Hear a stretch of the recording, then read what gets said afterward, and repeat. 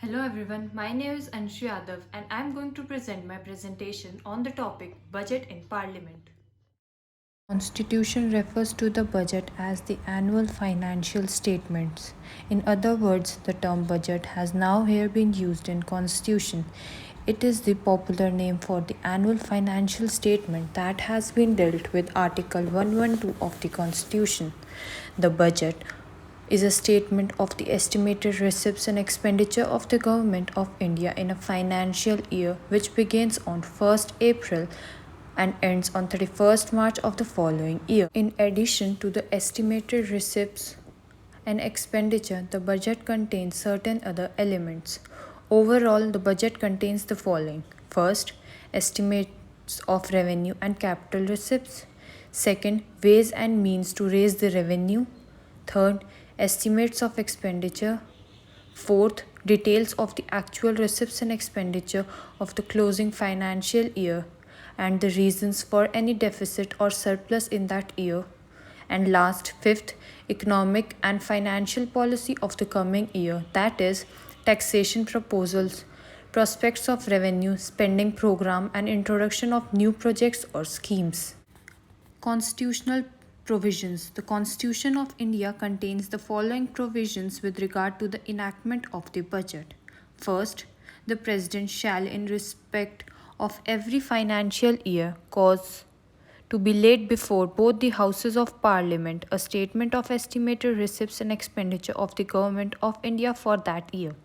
Second, no demand for a grant shall be made except on the recommendation of the President.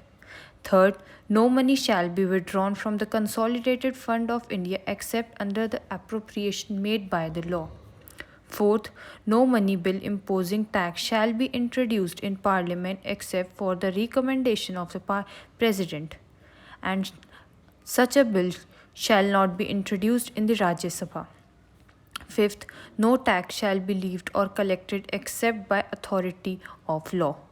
Sixth, Parliament can reduce or abolish a tax but cannot increase it.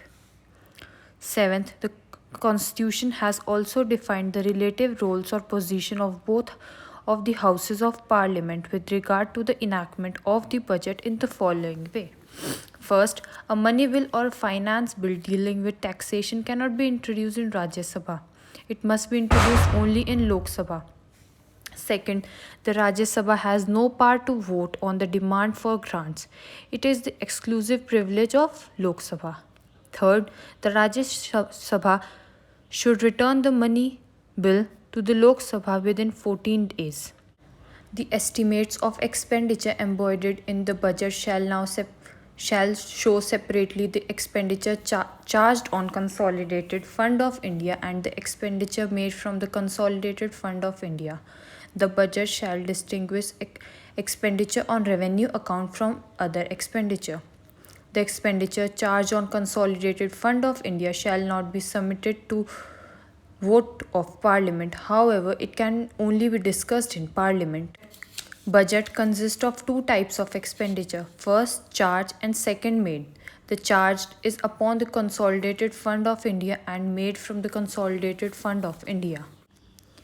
Next come the stages of enactment of the budget. The budget goes through the following 6 stages in the Parliament. First is the presentation of the budget. The budget is presented in two parts: Railways budget and the general budget. Both are governed by same procedure. Next comes the general discussion of the budget. The general discussion on the budget begins a few days after its presentation. It takes place in both houses of parliament and lasts usually for 3 to 4 days. During this stage, the Lok Sabha can discuss the budget as a whole or on any question of principle involved therein, but no cut motion can be moved, nor can the budget be submitted to the vote of the House. The Finance Minister has a general right of reply at the end of the discussion. Next comes scrutiny by departmental committees. After the general discussion on the budget is over, the houses are adjourned for about 3 to 4 weeks.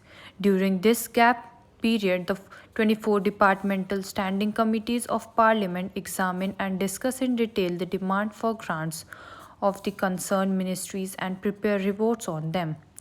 These reports are submitted to both houses of parliament for consideration. The fourth stage is voting on demands for grants. In the light of the reports of departmental standing committees, the Lok Sabha takes up voting of demands for grants. The demands are presented ministry wise. Demands become a grant after it has been duly voted. Here, 2 points should be noted in this context. First, the voting of demands for grant is exclusive privilege only of the Lok Sabha, that is, Rajya Sabha has no power of voting the demands. Second, the voting is confined to the votable part of the budget. The expenditure charged on the Consolidated Fund of India is submitted to the vote. During this stage, the members of parliament can discuss the details of the budget. They can also move motions to reduce any demand for grant. Such a motion are called cut motion, which are of three kinds.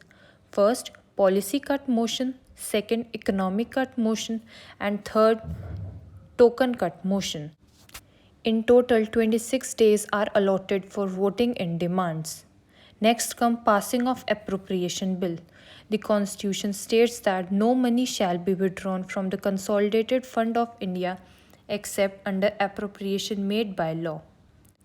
Accordingly, an appropriation bill is introduced to provide for the appropriation out of the Consolidated Fund of India.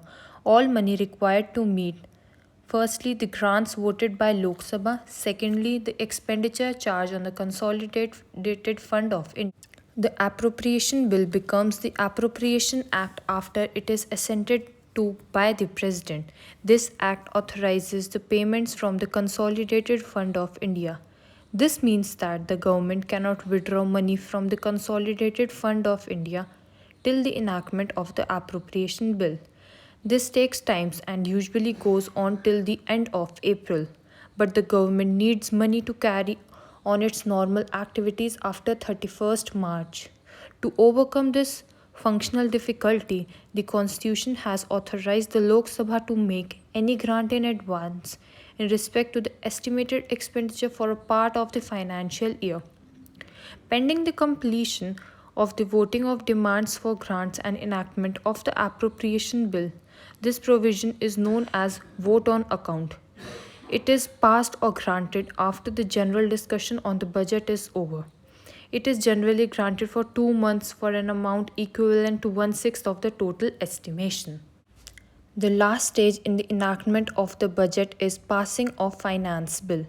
The finance bill is introduced to give effect to the financial proposals of the Government of India for the following year.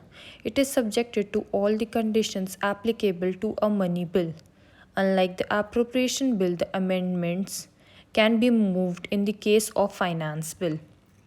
According to the Provisional Collection of Taxes Act 1931, the finance bill must be enacted, that is, passed by the parliament and assented to by the president within 75 days.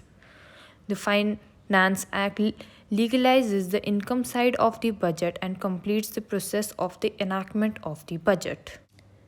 And that's all about the budget in parliament. Thanks for watching the video. Thank you for watching my presentation. I hope you like it.